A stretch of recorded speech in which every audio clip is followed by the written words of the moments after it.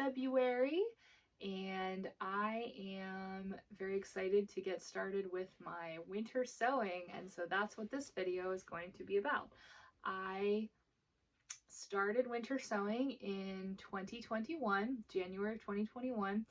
I think the first seed that I ever sowed was actually rhubarb, and I didn't even really realize that you typically wouldn't start it from seed. I got seeds and I put it in a container and I grew it outside and I planted it out in my garden that year.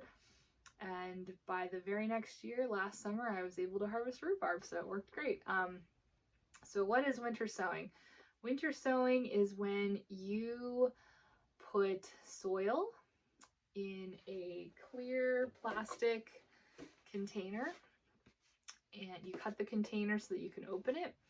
You put soil inside, you plant a seed, it's moist, you tape up the container with duct tape, and then you get rid of the lid. Don't need the lids, you need the opening at the top.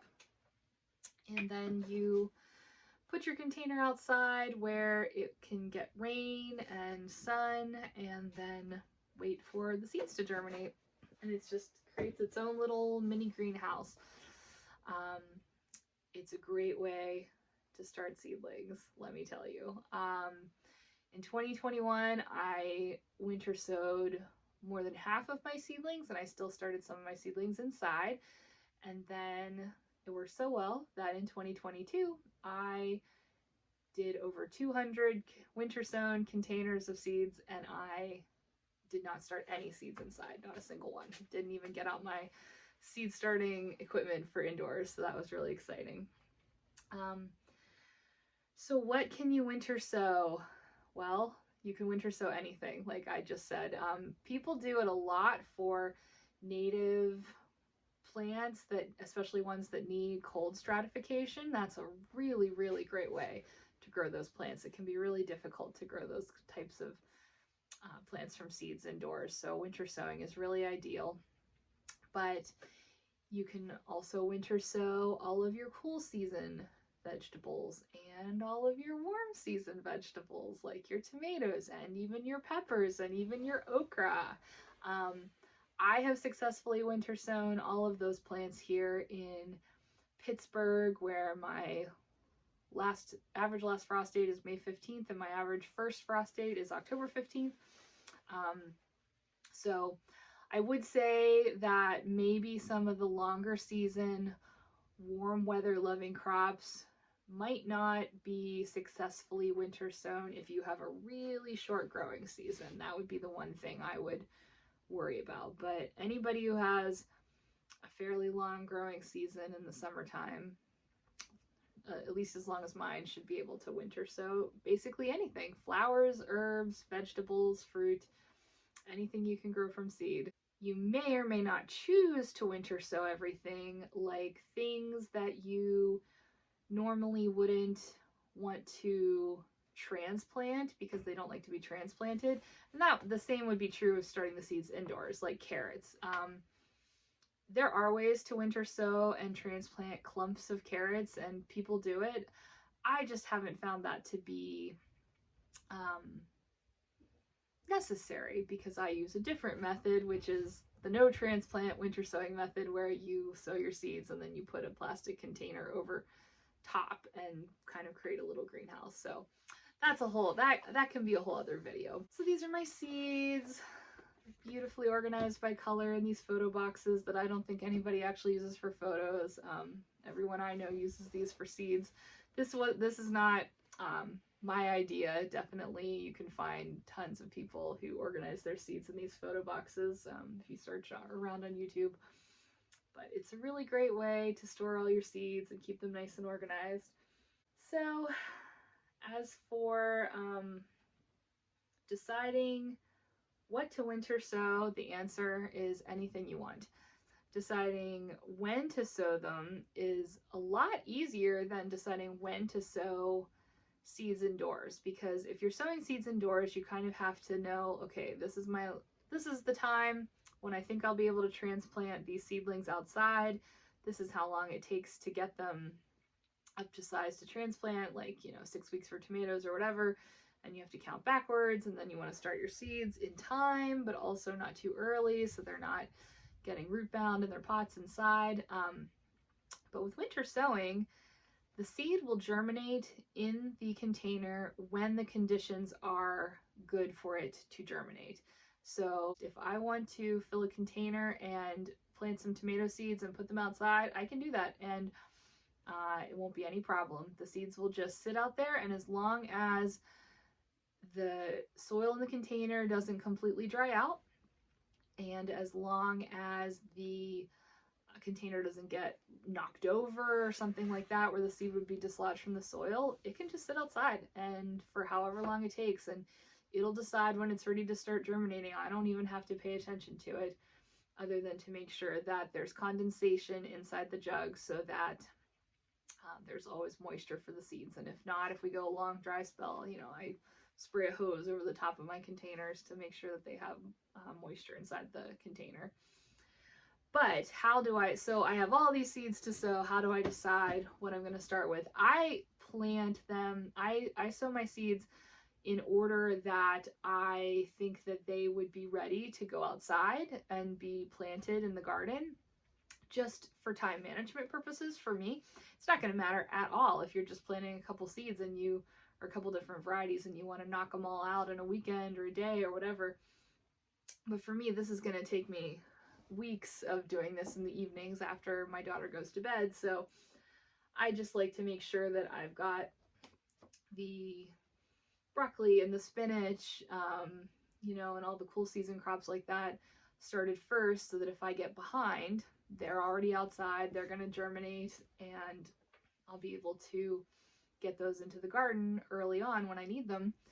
And if I'm running behind and I'm still putting, seeds into containers in, April, then those seeds can be like my tomatoes and my peppers, because they wouldn't have germinated anyway. If I put them out in January, they'll sit there until the weather warms up. I think the earliest I've had a tomato germinate was in March, maybe.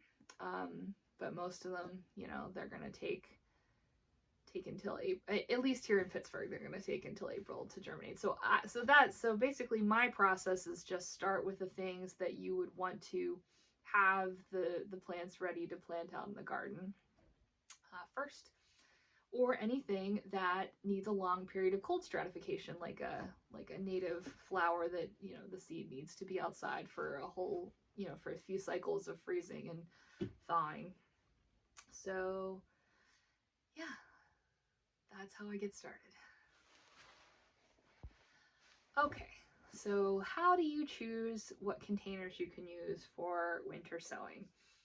There are a couple characteristics you are going to want to look for.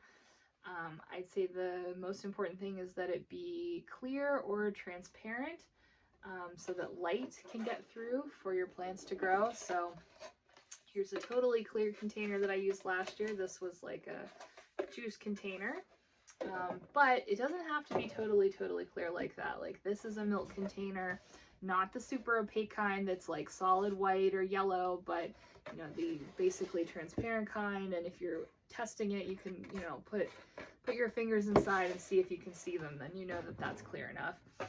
This is a vinegar container, and again, like it's clear enough. So this vinegar containers are awesome. I really love them for winter sowing. So your container needs to let light through. It also needs to be big enough to accommodate the seedlings. So you need to be able to put a couple inches of soil in the bottom, and then still have enough headspace above that for your plant to grow to whatever size you would be able to pot up from. So if you're growing something really tiny like alyssum, you don't need to have a container with a lot of headspace, because that plant is like an inch or two tall tops, even at full grown. But if you're going to grow like a watermelon, then that's even in the seedling stage, like a bigger plant. So you're going to want something with a little more headspace, and like depending on how big the container is dictates and how big the plant is dictates how many seeds you can sow in it. So, you know, I could put a lot of peppers or tomatoes into a vinegar container, whereas I could only put 1 or 2 or 3 tops into like a smaller container, like a half-gallon milk container or a juice container like this. So select the right size container for the type of plant you want to grow and how many you want to put in there. You also need something that is obviously able to be cut, not too rigid, and able to drill drainage holes in. So like there's drainage holes in the bottom, and I was able to cut 3/4 of the way around the side so that I can put the soil in and the seeds in and then tape it back shut to grow. And then something that you're able to put some holes in the top or has a hole in the top so that moisture can get through. That's basically all you really need to look for in a container. I mean, it's awesome if it's something that has a handle because it makes it really easy to move your containers around and work with them, but that's not necessary. I've definitely done it in like 2-liter soda bottles. I've winter sowed in fairly small containers when that's all I've had, and when I've needed to grow just maybe one of something or something that was pretty small. It's really up to you. It's just going to dictate how many and how big of a plant you can grow is this, you know, based on the size of container that you have. But you don't want to use something that's huge to grow just a few small seedlings, because then that's kind of like monopolizing your soil. Not that that's a problem. You can reuse that soil in your container, or throw it on top of your raised bed or whatever when you're done. But I just think if you're trying to maximize your potting soil, you don't want to put your seedlings in too large of a container and then have to use a ton of soil to fill it up. I get my containers by saving them in my own household, but also that didn't get me nearly enough when I started. So I put out to my Buy Nothing group that I was looking for containers like this, and people came through and gave me lots and lots. I'm also in some parenting groups online, and let me tell you, like, parents are always typically going to have milk and juice in their homes, so that's a good source to find some containers.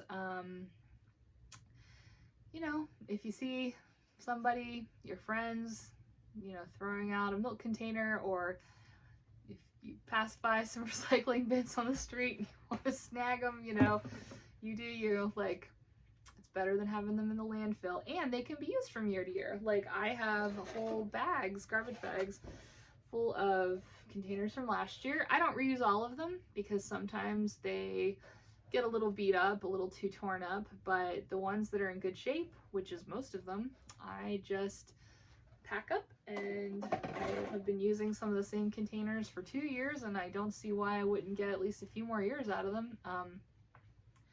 So it's a really great way to keep this plastic out of the landfills and have another use for it.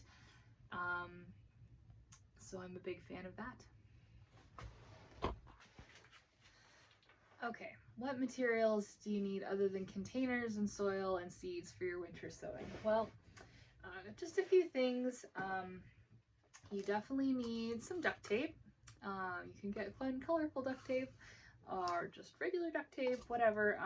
I have found that the really, really cheap versions of duct tape that don't stick very well can be problematic, because these containers are going to be out in the cold for a long time, and sometimes that tape can start to come off and then you lose the seal. So I like to use actual duct tape, but there's other good tape out there too. Just maybe don't go super cheap on it if you're planning to have your containers out for a long time.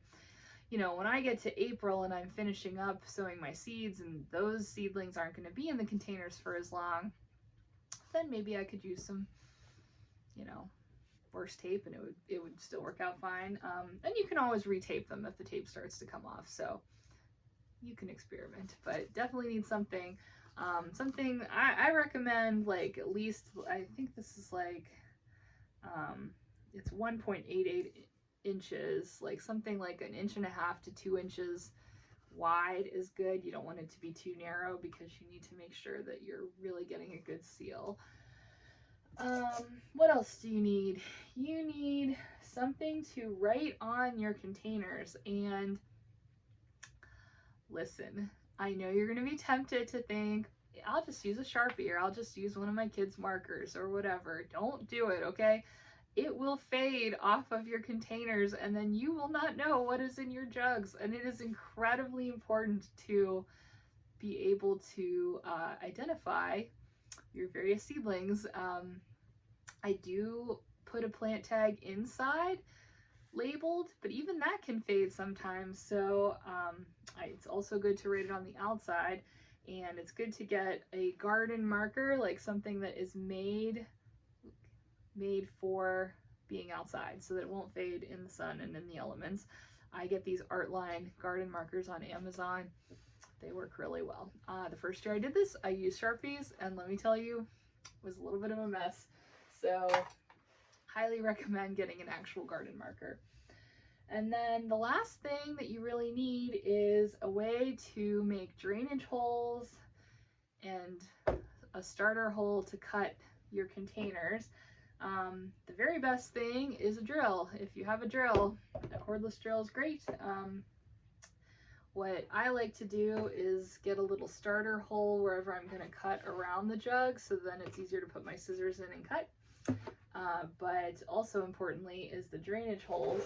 So you're going to drill some drainage holes in the bottom of your container, and I also recommend drilling 1 or 2 on the side, just in case like the drainage holes below would get clogged up. If you have a hole in the side, then that's going to make sure that like your seedlings don't get waterlogged. But anyway, you need a way to make those drainage holes in your containers, and a drill makes it super easy. But if you don't have a drill, any way you can do it is a good way to do it. Like you could use an X-Acto knife to sort of pierce it and put some holes in. You could use you could heat up a screwdriver and then just sort of burn, or a soldering iron, and burn some holes through the plastic, melt holes. Just any way to get some little holes in there will do. So, and other than that, you need water. You have a container, you have seeds, you have soil, you've made drainage holes, you have a way to tape up the container when you're done, and you have water to moisten everything. That's all you need to winter sow. Very inexpensive materials, can be done very affordably. No fancy equipment to buy is one of the reasons I like winter sowing.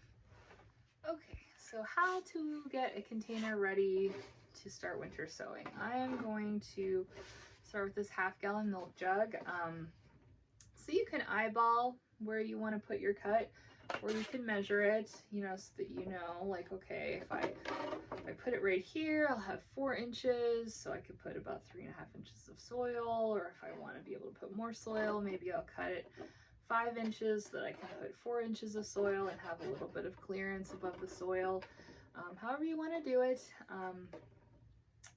And then I like to personally make a mark on where I'm going to put my drill hole. So if I want it to be here at 5 inches, like, I'll just go ahead and put a little mark there for my own sake.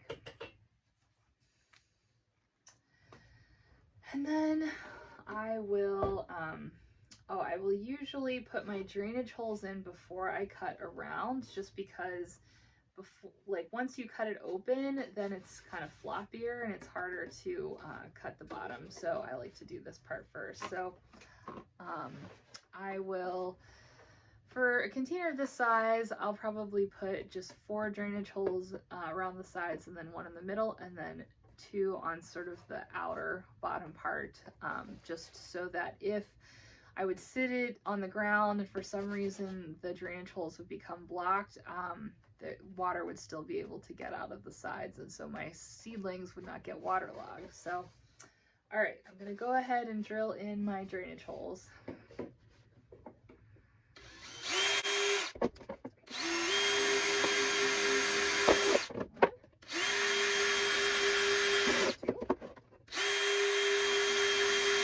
3, 4, 5, 1,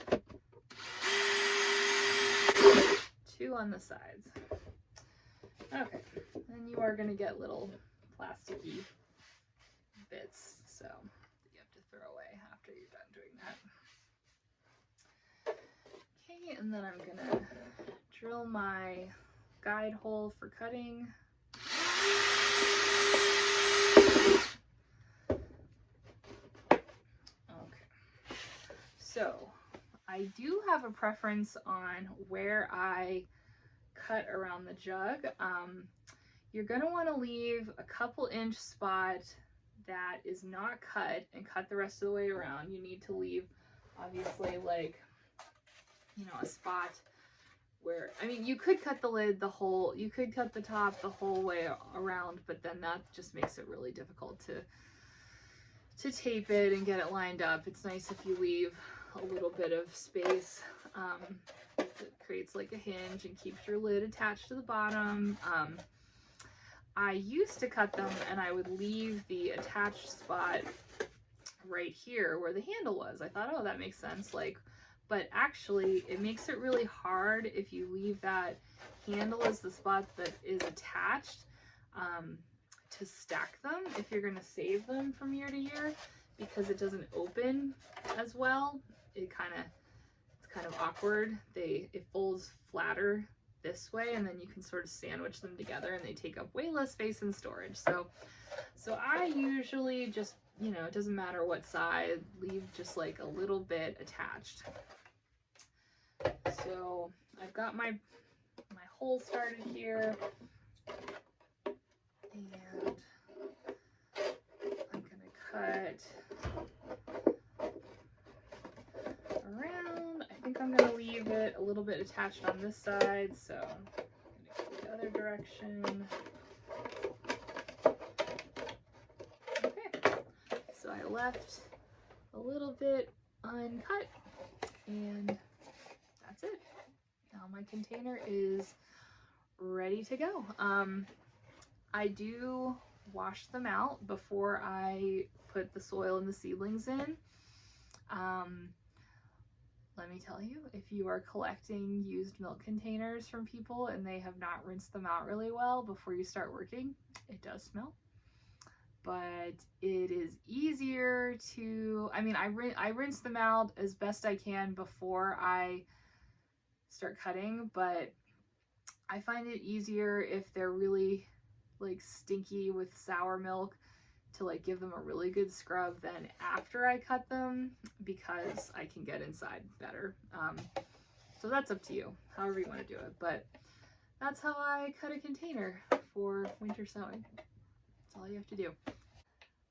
Okay, one very important consideration when you are winter sowing is what type of soil to use in your containers.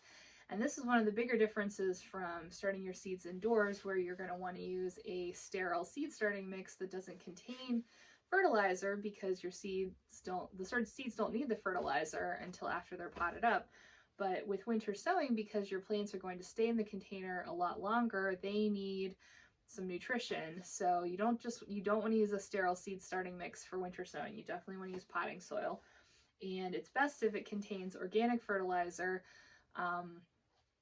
for many reasons, but one of the most practical reasons why you'd want to use organic fertilizer is that unlike synthetic fertilizer, which is kind of like a one-shot blast of nutrition to your plants, organic fertilizers tend to release more steadily and slowly. So organic fertilizers will feed your plants over a longer period of time, which is good since these seedlings are going to be in these containers for a while. So I really like Fox Farm brand potting soil, either the Ocean Forest or the Happy Frog. I really like the Happy Frog especially for my containers to start my seeds. It contains humic acid and mycorrhizae, and it contains earthworm castings, which is awesome. That's a great source of fertilizer. Bat guano, oyster shells, dolomite lime, and aged forest products, sphagnum peat moss, perlite. So a lot of good stuff to nourish your plants while they are in their containers. And then in addition to choosing your potting soil, I find that it's really helpful for you to get yourself a bucket without holes. This is not for planting in, so you don't need drainage holes. Just some bucket, an empty cat litter bucket, a 5-gallon bucket from Home Depot, like what have you. If you're going to be doing just a few containers, you could probably just use like a bowl from your kitchen, but you want something that you can put the potting mix in and then wet it, so that you have damp potting mixture to scoop into your containers when you start your seed sowing. It's really nice to wet it before you put it into your containers, because then you're getting a more accurate sense of how much space, how much soil you're putting in there. And it's just a lot easier if it's pre-moistened than to put dry soil into your container, then moisten it, then add more, and have to kind of stir it around, I find, especially because your containers will have drainage holes, so then you've got water running out. So if you can moisten your soil in a bucket like this, then that's helpful, in my opinion. Okay, so regarding how wet the soil should be for winter sowing, you definitely want to add some water ahead of time, because it makes it much easier when you're filling your containers to judge how much soil is going in there. It's not going to get like settled down as much after you add the seeds. So it's just a good idea to pre-moisten it, but you want it to be damp, not like super wet or like mud. So I add a little bit water and I stir it around a little bit, and then I test it by putting it in my hand. And if you can wring it out like a sponge, but like you're just getting a couple drips of water and it's sort of holding together, it's not like a stream of water coming out, but it's also not crumbling apart when you squeeze it together in your hand, then that's usually the right amount of moisture. If you put too much water in, add some more soil, mix it around.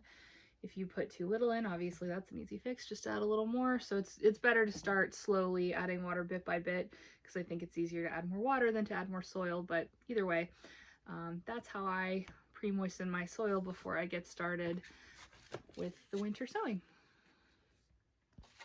Okay, so I'm going to start by sowing some seeds in this 1/2-gallon milk container. So now that my container is ready to go and my soil is ready to go, I'm just gonna start by putting some soil in my container. So I usually fill it up and then lightly press it down. You're not packing it down super hard. If you have any big chunks in your soil, you know, definitely you don't want to leave those in there. Happy Frog is usually pretty good, but occasionally you do get a bigger piece like that. So I have it filled with soil. I have left probably about 1 inch of space below.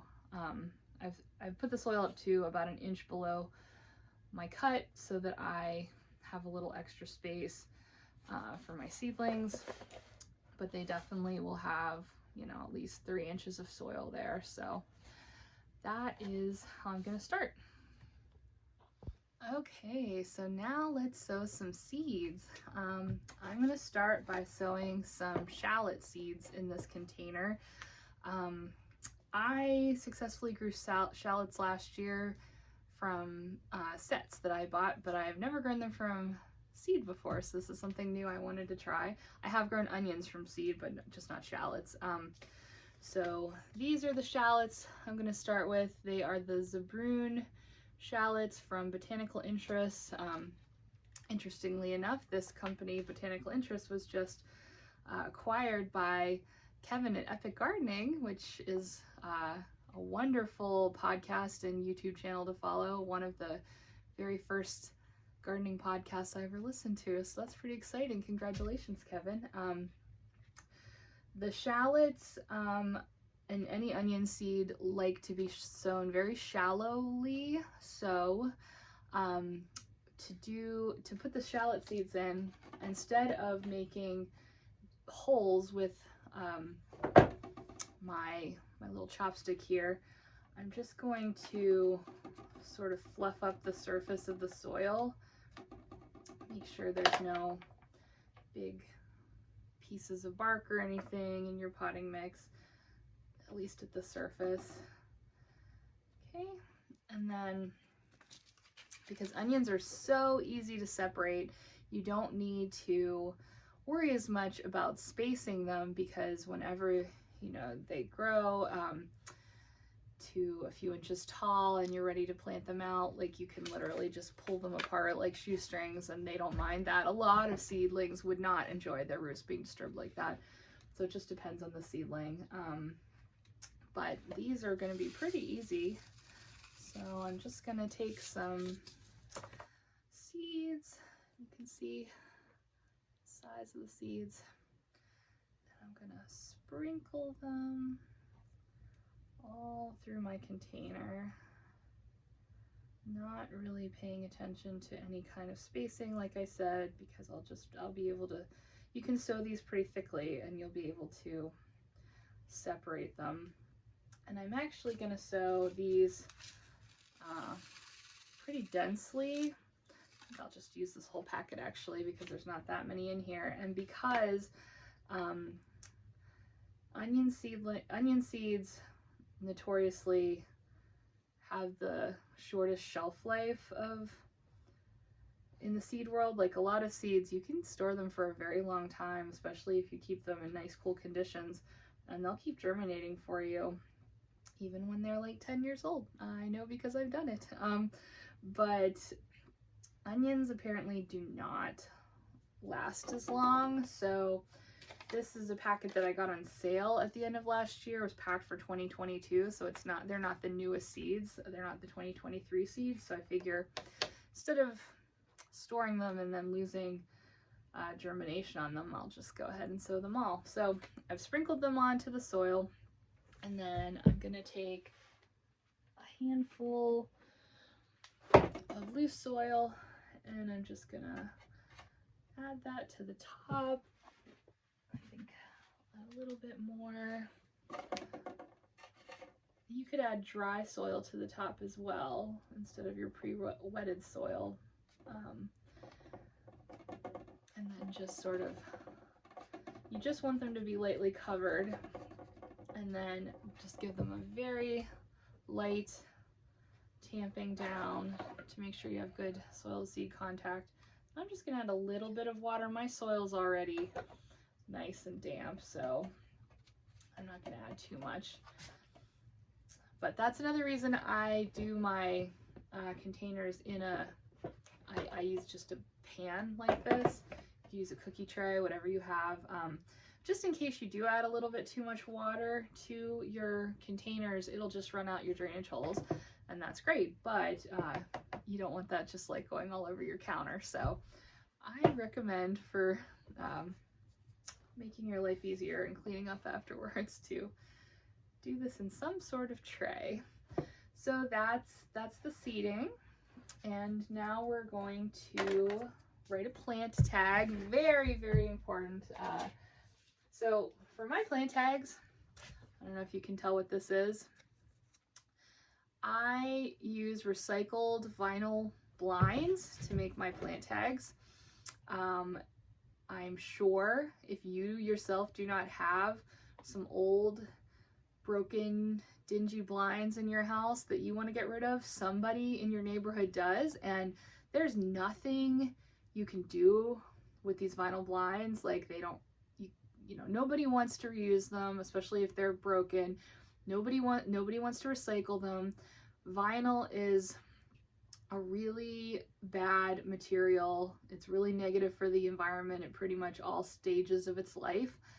But there's so much of it out there that we need to deal with. And instead of just sending it all to the landfill, a really cheap and easy way to keep it out of the landfill and to get yourself free plant tags is to go in your Buy Nothing group or wherever and get yourself some old vinyl blinds, wash them, and just cut them with scissors and make your plant tags. And they work great. And then you don't have to buy another product, so it makes it a lot more economical. So I'm just going to take my garden marker and I'm going to write on here that these were Zabroon shallots and the date that I sowed them. And I'm also going to write what they are on the container.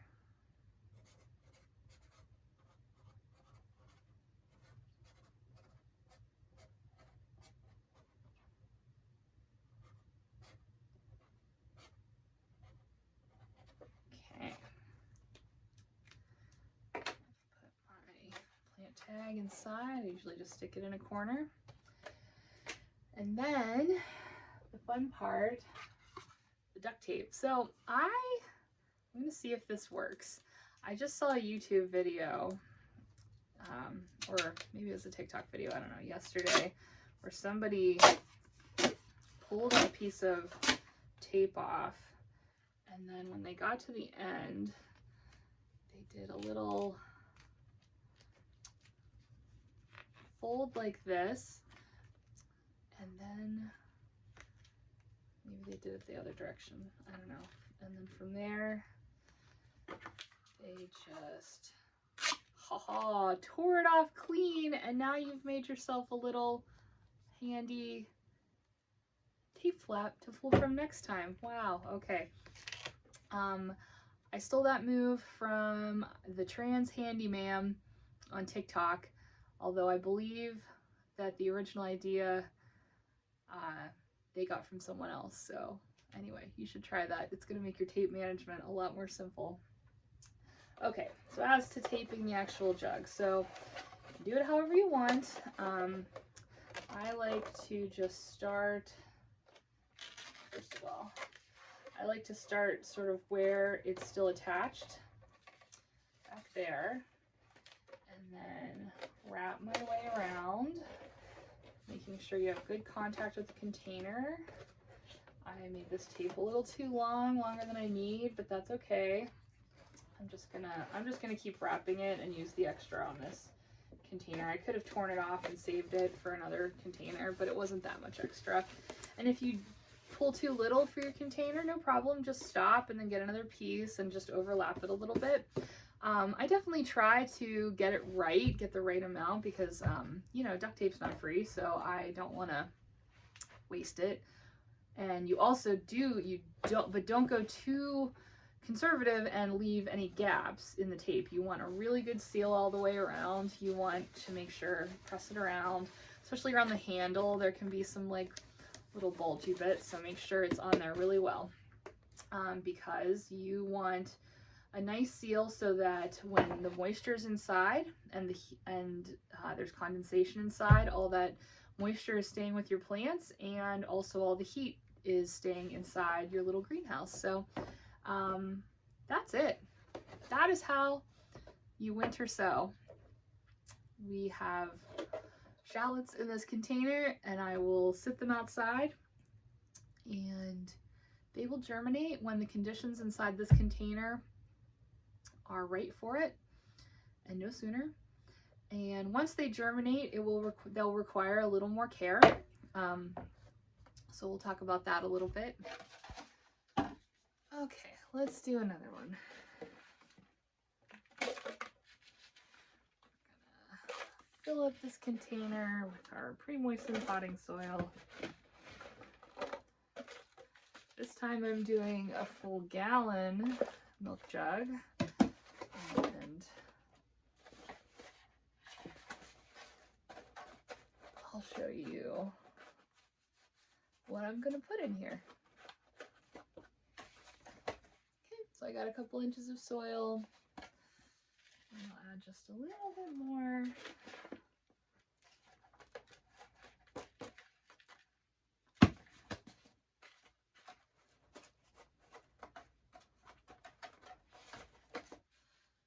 And I maybe do err on the side of adding deeper soil than you strictly have to. There's a drawback to that, which is that I need more soil, but the plus side for me is that I feel like I can leave them in here longer if I need to, and then they can have more root development without needing to be potted up. But also, I reuse this soil after when I take the seedlings out. Like, I just basically will fill up some of my containers with the leftover winter sowing soil, and I'll add in, you know, compost and some extra, you know, fertility for those containers, but, you know, it doesn't go to waste. So I feel like, why not, you know, just for safety. Okay, so for this container, I am going to do these Spring Blush Snap Peas from Pine Tree Seeds. I love these peas, but I hardly get to eat any of them because my toddler loves them even more than I do, and when we're out, she will just pick every one she can get. I'll tell you, I don't have a big garden, so I cannot possibly grow enough peas to like have a ton to freeze or can, sadly. So I pretty much just grow these as a snack for in the garden, and it's well worth it. They're delicious. Now, can you direct sow these peas? You absolutely can, but you can also winter sow them and transplant them and give yourself a little head start. So that's what I'm gonna do. And then I will do some succession sowing. You could just do one succession of one round of peas in the spring and then plant them again in the fall for fall peas. So, you know, whatever your season's like. But pea seeds, obviously, a lot different than little onion seeds. Like, pea seeds are big. I mean, literally, it's just it's a dried pea. So, little different planting for them. This is where having something like a pencil or a chopstick comes in handy. So when you're sowing seeds, you want to plant them as deep and as wide as the seed itself. And for peas, since they're tiny little plants, when you transplant them, you don't have to space them super far apart, but I like to give them, probably like an inch or so between them. So I go through and I make some holes in the soil, some little guide holes with my chopstick so that I can get as many peas as possible in here, but have enough space to grow. So that looks pretty good. I do them on a grid, you know, and then a diagonal. And then, I mean, having such big seeds does make it really easy to sow them because you're not trying to figure out like, oh no, did I get 1 or 2 or 5 in that hole? Like, these are great ones for kids to sow because they're so big. Last year, my daughter sowed peas in the garden and she was 2. So it was a nice starter seed for her. She did a great job. She really enjoyed those peas, I think especially because she planted them, but also because they're delicious.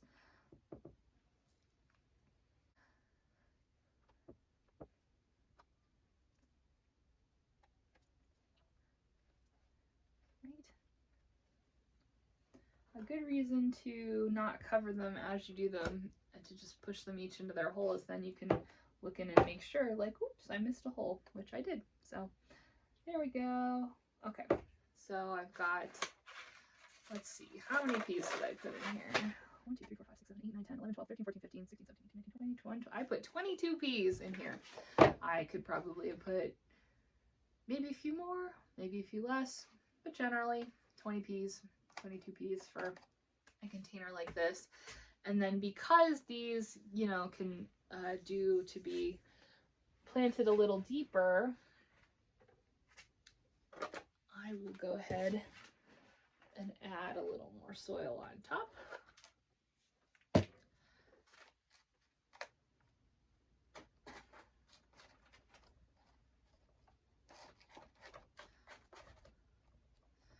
Just so they have at least the same amount of soil covering them as their size, you know, as big as they are. I'm going to show you why I decided to put spring blush snap peas in this container, and it's because that's what I put in this container last year, so it's already labeled. So that's exciting. The nice thing about reusing containers, certainly I don't always do this. I don't go through and like sort them and try to find the exact container from the year before, but if I happen upon one and I haven't planted that seed yet, then that's a nice way to do it. Okay, so always make your label to put inside the jug.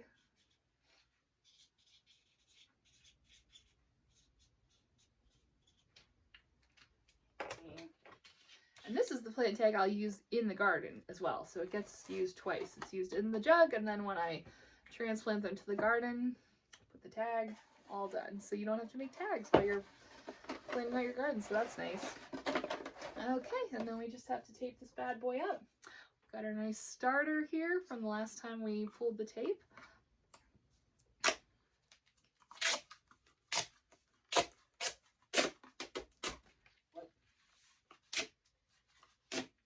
Okay, try that little trick again.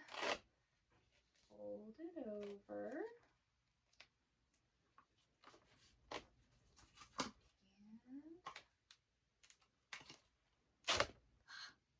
Nice clean edge. Wow, that's great. Struggling with duct tape. Okay, so like it would have been comical for me to film myself working with duct tape the first year that I winter sowed. Let's just say I made a big mess, a sticky mess. Tried cutting it with scissors instead of tearing it.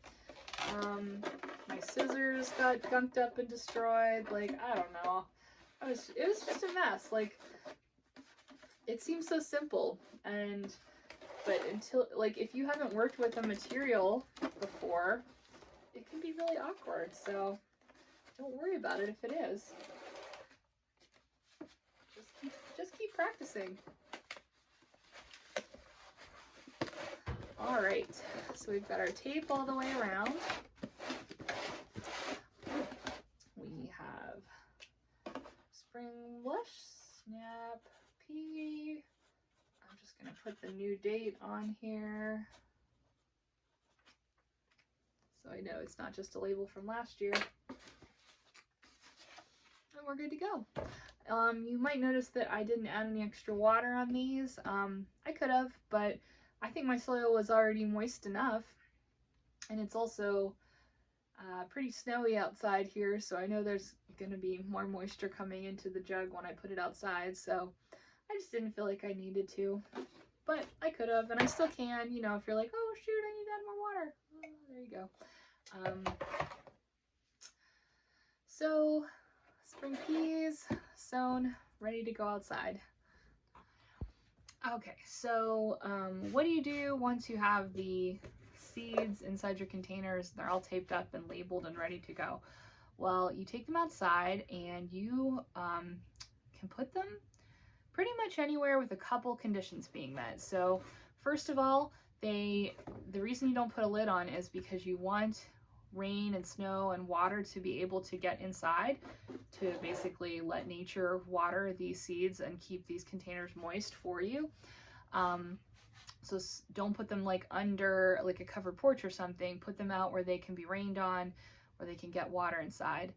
Secondly, you want to make sure that they don't fall over and get the seeds dislodged. So if you have pets like a dog that might knock them over, put them somewhere where they're safe from the dog. You also want to make sure they don't get like knocked over in a windstorm. So if you live somewhere really windy, I've seen a lot of people do different things like put like a dowel rod through all the like line them up in a row and put a dowel rod through to keep them all anchored together, and then like maybe attach that to a fence or something, or a rope even would work for that. Bungee cords, whatever you have. Some people sit them up on a picnic table or something so that like their dog can't get to them as easily. Whatever works for your particular conditions. And then as far as sitting them on the ground or not sitting them on the ground, the only downside, I mostly have sat mine on the ground because that's, you know, I did like 200 of them last year, so I certainly couldn't fit them all on a picnic table. But the only downside to sitting them on the ground is that if you have a lot of slugs in your area, once the weather warms up enough that the slugs are active, then you might need to protect them from slugs crawling in and getting to your seedlings. Ask me how I know. But I saw a tip somewhere else that I'm gonna try this year, actually. Actually, I'll show you exactly what I'm gonna do. Somebody suggested putting like just a little piece of tulle or netting or something. Just, I'm gonna cut like a tiny little square, and I'm just gonna put it over the opening and fasten it with string or rubber band or, you know, whatever, tape even, whatever you have. And that way water can still get in and light can still get in, but the slugs can't get in. So that's brilliant, and I think I'm gonna try that because I didn't have any problems with slugs in 2020 or 2021, but in 2022 I had a lot of slugs. Not sure what was going on with that, but did a little damage. That's the only kind of damage I've ever had with my containers. The only times I've ever had problems with germination or problems with my seedlings with this method were jugs getting knocked over and the seeds being dislodged, or the seedlings, you know, being roughed up when the jug fell over, or the slugs. And drying out is also a danger. So once you put these jugs outside, what do you have to do? Until they germinate, nothing. You need to check on them and make sure they didn't fall over.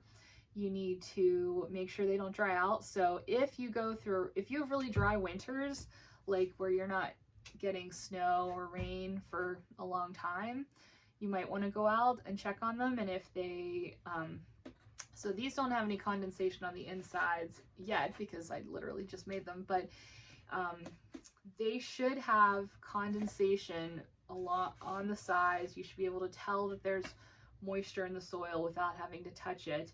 You should be able to see it on the sides of the jugs, and when you put your finger in, you can kind of feel that it's like a little bit moist.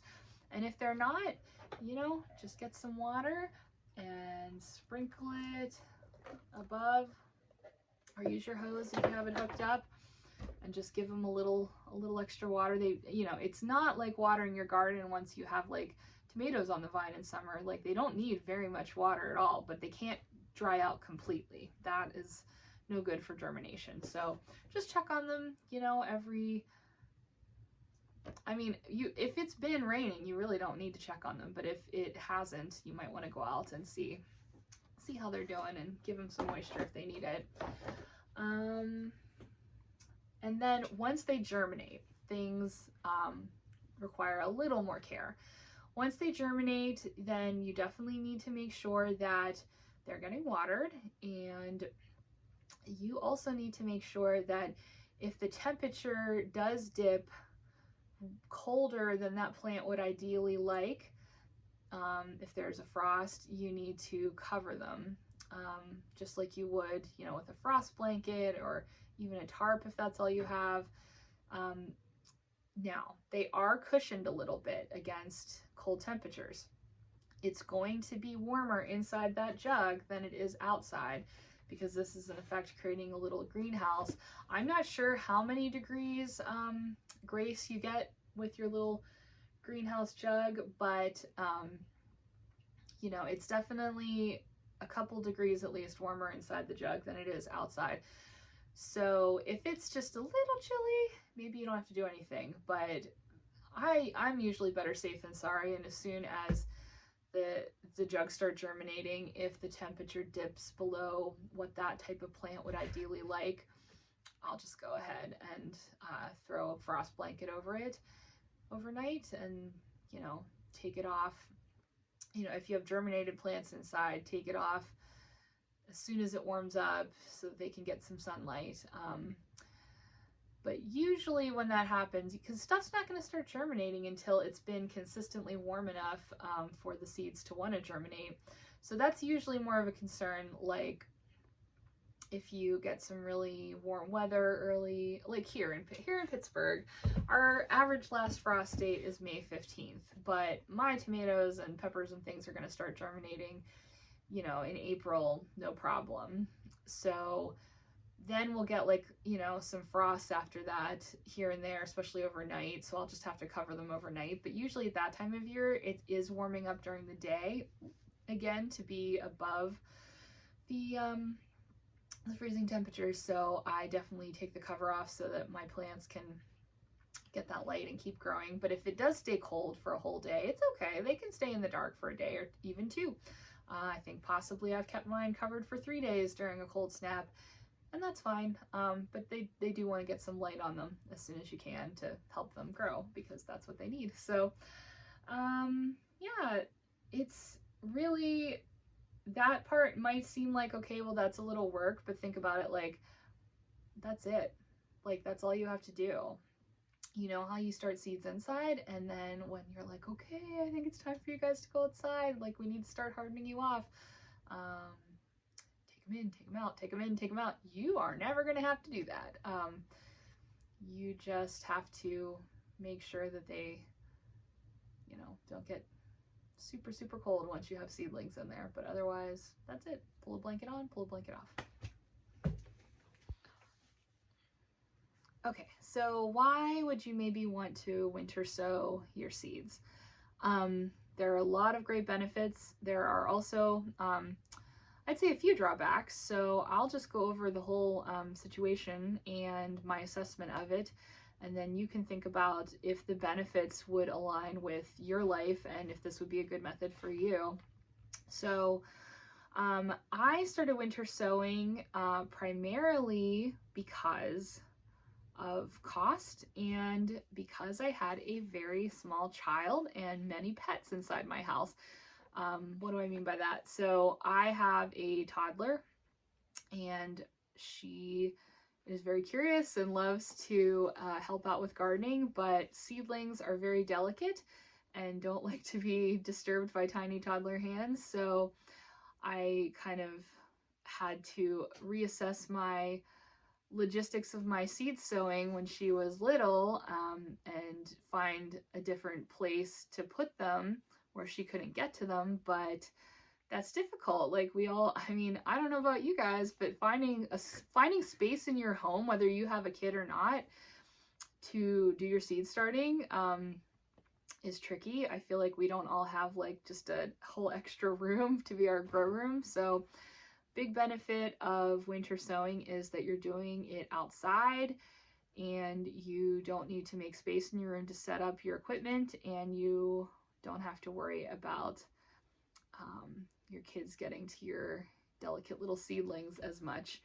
You might have to worry about them grabbing the containers that are out in your yard, but that's just going to be a little bit easier, I think, to accommodate. And then as far as the equipment goes too, you don't need any. You don't need to buy any. Grow lights aren't the most expensive thing in the world, but they're also not that cheap. And if you want to start a lot of plants, you need, I mean, the number one thing you need is proper lighting. And so you need a lot of space and you need a lot of lights, and then those lights need to be powered. So that's going to put a drain on your, you know, your energy costs. So, and you also need to buy trays or a soil blocker or something to, you know, to start seeds inside. And yeah, I feel like that the equipment cost definitely was a big factor for me. I knew I couldn't purchase more grow lights than I have some, but I couldn't get enough to do all the seedlings I wanted to do. You know, you might need seedling heat mats depending on what you're trying to start. So, you know, just a lot of cost to starting seeds indoors and a lot of space.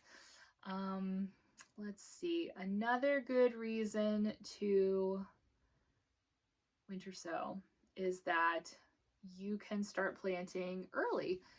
You don't need to go through your seeds and say, okay, well, this one needs 8 to 10 weeks before the last frost, and this one needs 6 to 8 weeks, and this one needs 4 to 6, and this one needs 10 to 12. And so, like, you can just put them in as long as you wait until it's cold outside. Like, don't do it in the fall when it's still warm, because then they might germinate too early. But if you wait till it's cold outside, like, you know, for here in Pittsburgh, we can start, I mean, we can start in December probably. I don't start until January or February because there's just no need, but you can start whenever and you don't have to worry about it. Like, some people I feel like a lot of people get the urge to start sowing seeds in the dead of winter because it is so bleak and cold and dark, and you have the time after the holidays.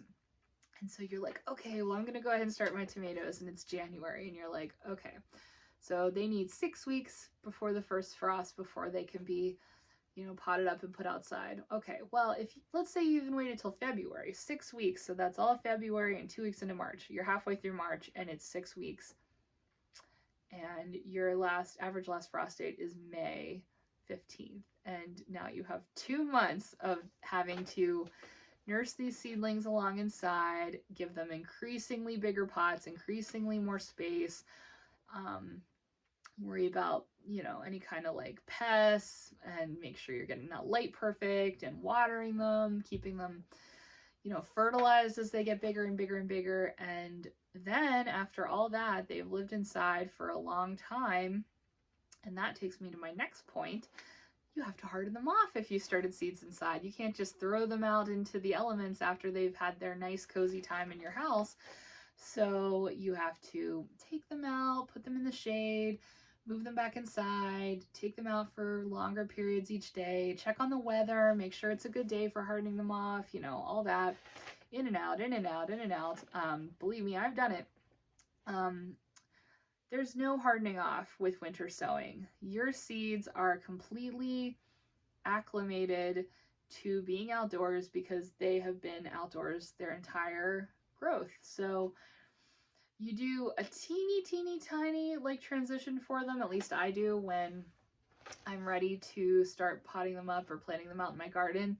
I'll take the tape off of the jug and leave them untaped for like a day, and then maybe give them a day with the lid open, and then shut it at night.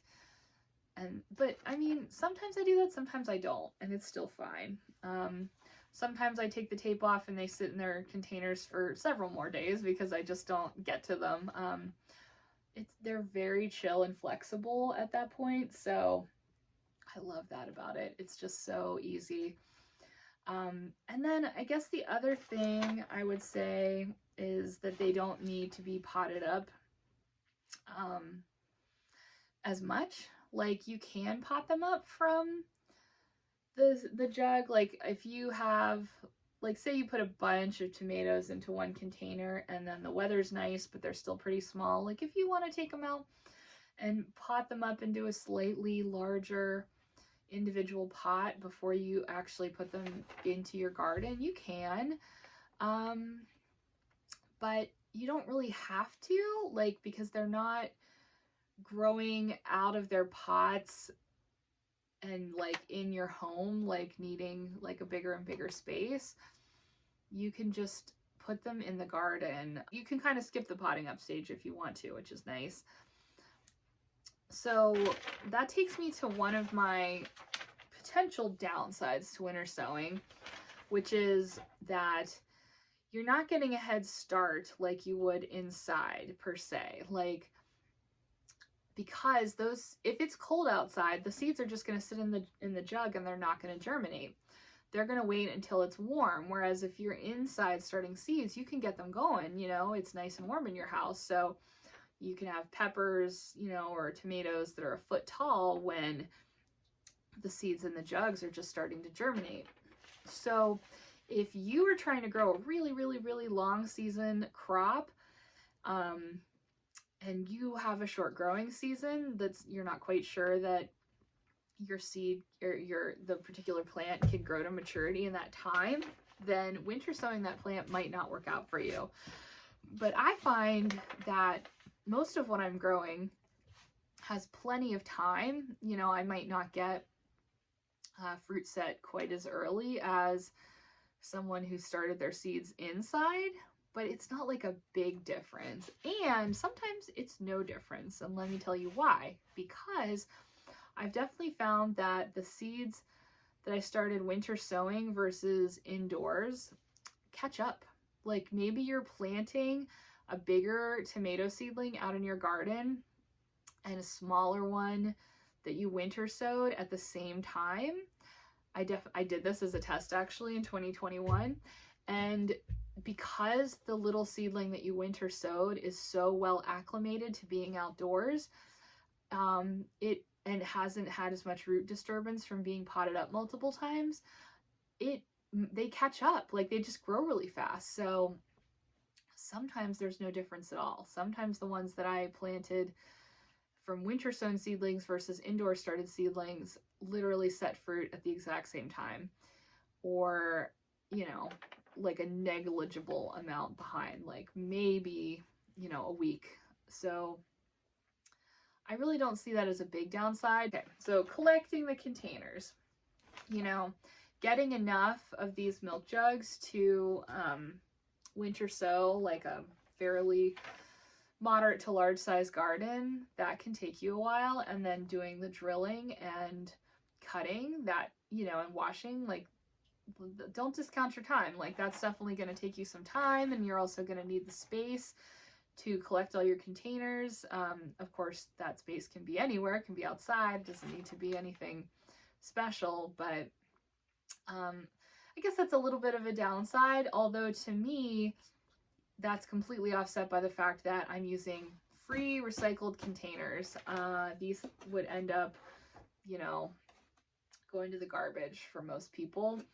And so yeah, I could just push a button on Amazon and order some, you know, 10-20 trays and some grow lights, and that might be a little easier than collecting milk jugs from my neighbors and then having to cut them and drill them myself. But I'm happy to do that. It's very worthwhile for me with my goals and my values. And another plus that offsets that work is that if you're going to save your containers from year to year, like I do, you know, I have tons of these from last year, already cut, already drilled. All I need to do is wash them.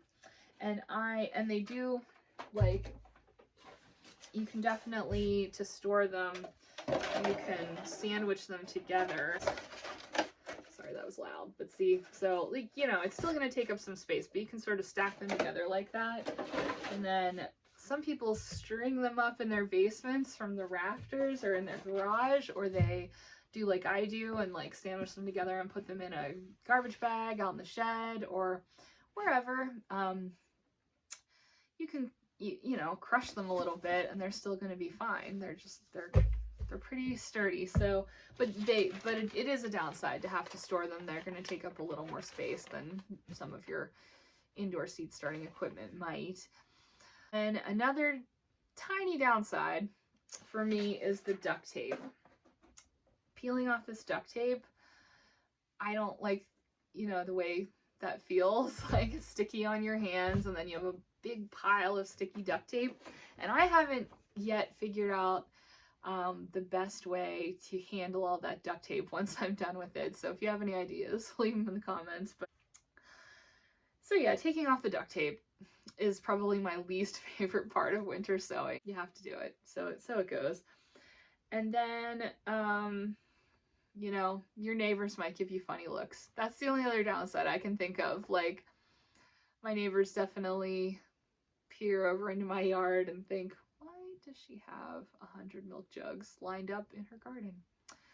Why does she do the things she does? But the thing is, then they see what I'm doing when, you know, spring comes and summer comes and they see my garden, and, you know, they'll yell over like, oh, looks great. So, you know, they get it. Like, they don't get it, but they get it.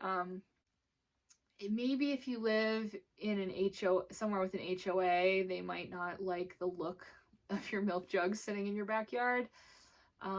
So I guess that could be a potential downside if you live somewhere like that. I'm very sorry that you live there. And you might have to, I don't know, disguise them, maybe put a little fence around them or something so that people can't see them, or keep them on your deck or something. I don't know. So those are the potential downsides to winter sowing versus indoor seed starting. Some of them, you know, are really, you need to think about like how long of a season you have. That's a legit concern. But I just think the benefits for me far outweigh the difficulties of winter sowing, because winter sowing is so easy compared to indoor seed starting, like, and so much more successful for me. Like, I don't have any problems with disease with my winter sown seedlings. I don't have any problems with, like, you know, any kind of pests. Watering's a lot easier because nature is helping you. Like, I honestly do not have to go out and water very often and, like, you know, keep my jugs moist. But I live in Pittsburgh, so we do get a lot of precipitation. So that might be, if you live in a really dry area where you would have to go outside and water, you know, keep them moist, then that would be different for you. I guess it would also be a little trickier to winter sow in a really hot area where you don't necessarily get super cold temperatures. Then you just have to pay a little more attention to how quickly things are germinating, and think about your timing a little differently than I do.